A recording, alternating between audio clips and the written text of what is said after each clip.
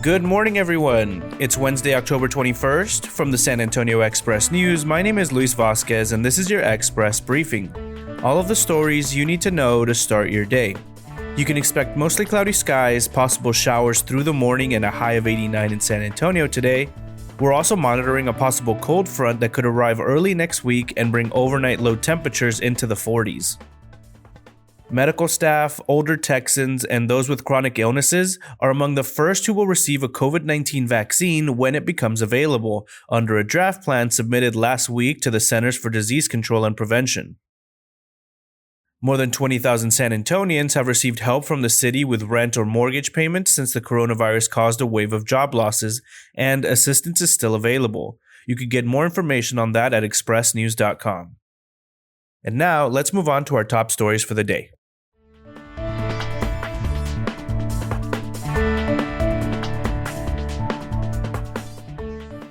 If you live in Aspen, Colorado, using your private jet might be your best option for an occasional out-of-town trip. The city is losing some commercial flights, and the nearest major airport is 3.5 hours away. Aspen will more than likely survive with fewer flights. It's the other small cities that have lost service that could be in trouble. Air deserts are developing all over the U.S. With fewer seats filled, airlines are slashing their most unprofitable cities, even if it means losing passengers who would travel through their hubs for connections.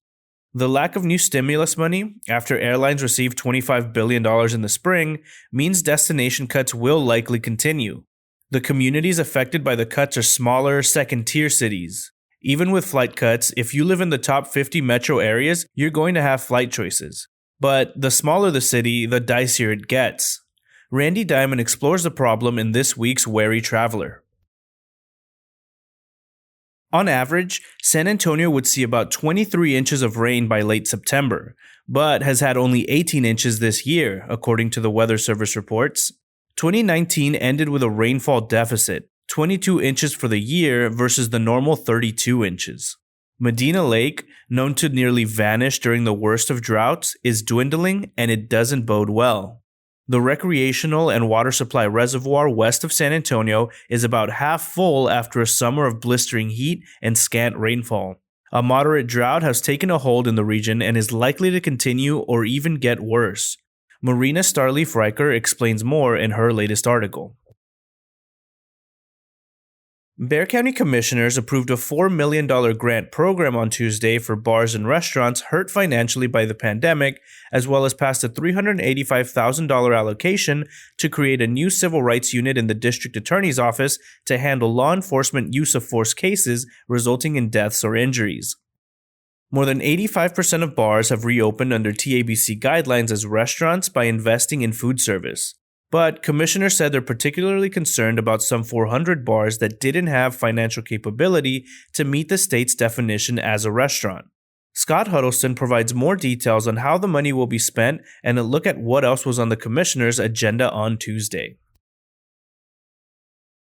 Trish DeBerry and Hope Andrade are old friends and fellow Republicans, so it made perfect sense last year when DeBerry, a candidate for Precinct 3 County Commissioner, enlisted Andrade to serve as her campaign treasurer, columnist Gilbert Garcia writes.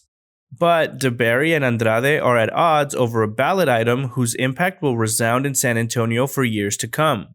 DeBerry opposes the reallocation of an existing 1/8 cent sales tax for public transit beginning on January 1st, 2026. Andrade, on the other hand, supports it.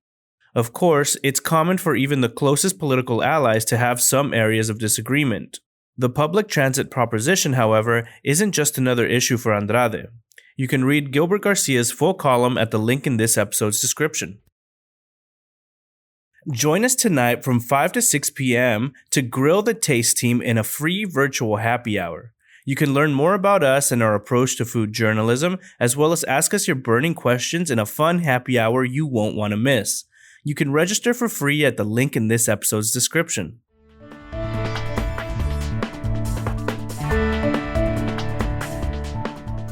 To keep our readers up to date on the path of COVID-19, the Express News has built a dashboard of interactive graphics showing the spread of the virus in the San Antonio area, in Texas as a whole, and across the United States. We've also created an interactive map of San Antonio for COVID-19 testing sites that don't require a doctor's referral. You can find a link to the dashboard and the interactive map in this episode's description. Also, be sure to check out other Express News podcasts such as Puddle Politics, In Depth, and the Express News editorial board.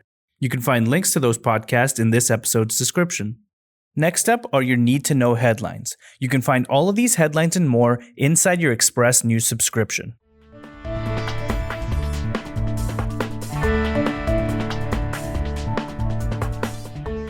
San Antonio reported 168 new coronavirus cases Tuesday, but no new deaths. Bexar County's COVID death toll remained at 1,230. As of Tuesday, 63,594 Bexar County residents had tested positive for the coronavirus. The coronavirus has canceled every major public event in San Antonio this year. Fiesta, the July 4th fireworks, the Big Jimenez Thanksgiving dinner. Now it's claimed perhaps the most prominently celebrated military holiday in San Antonio, Veterans Day. Campaign literature mailed to San Antonio residents in support of a Northeast ISD trustee candidate used quotation marks to describe an opponent's gay marriage. A tip about a man missing since July and believed dead led Bexar County deputies to search a southeast side property on Tuesday afternoon. You can find what we know at expressnews.com. Following a Tuesday Express News report, city inspectors will visit Six Flags Fiesta Texas this weekend to determine whether the theme park is complying with the state and local COVID-19 rules at its Halloween theme events. Our reporters are answering your questions. What do you want to know about early voting or Election Day in Bexar County? Send in your questions at the link in this episode's description.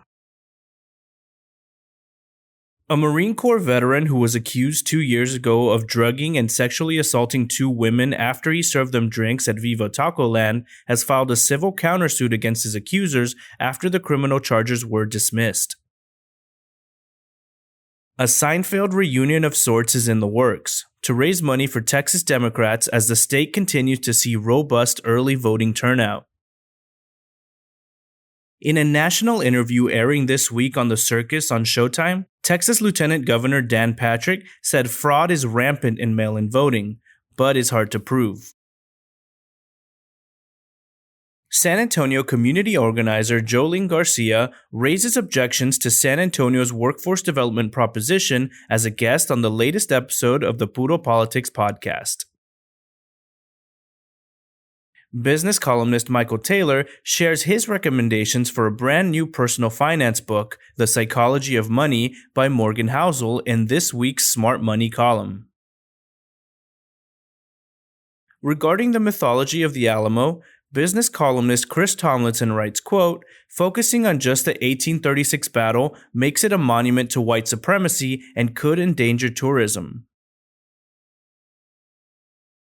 The Express News editorial board writes, quote, "A new study from the Georgetown Center for Children and Families shows that Texas children led the way in a 3-year national downturn in children having health coverage, a time span that happens to coincide with Donald Trump's presidency.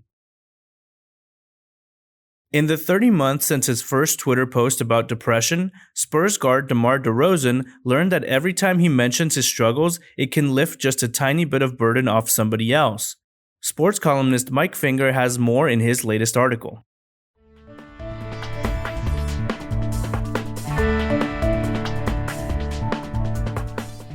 Bruce Campbell has done a lot of stuff over the years. Just in the last 2 decades, his credits include a recurring role in the series Burn Notice, Elvis in Bubba Hotep, and Ronald Reagan in the 2nd season of Fargo. But his portrayal of Ash in The Evil Dead and its many sequels remain his calling card. His fans are clearly not bored with him.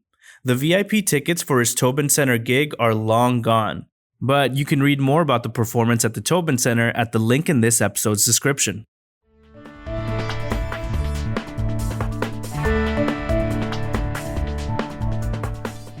This week, Richard A. Marini brings you 3 more scenic drives through the Texas Hill Country from US 281.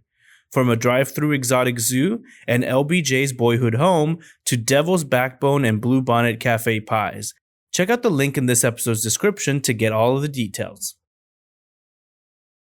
When the Farmer's Butcher opens its door on Saturday on San Antonio's Near East Side inside Hackberry Market, it won't be the largest meat market in town, but everything sold inside will be a true farm-to-table product.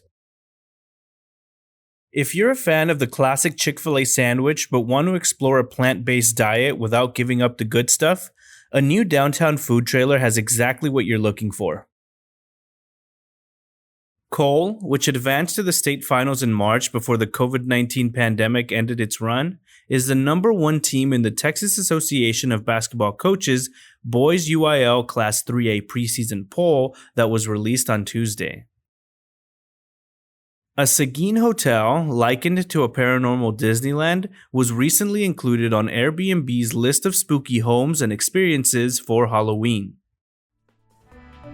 And that's all for today. This was your Express briefing for Wednesday, October 21st. My name is Luis Vasquez. Please consider becoming an Express News subscriber to get in-depth coverage on all the stories you heard today. Also, be sure to rate and review this podcast inside of your Apple Podcast app, as it really helps the show. Have a wonderful day, everyone.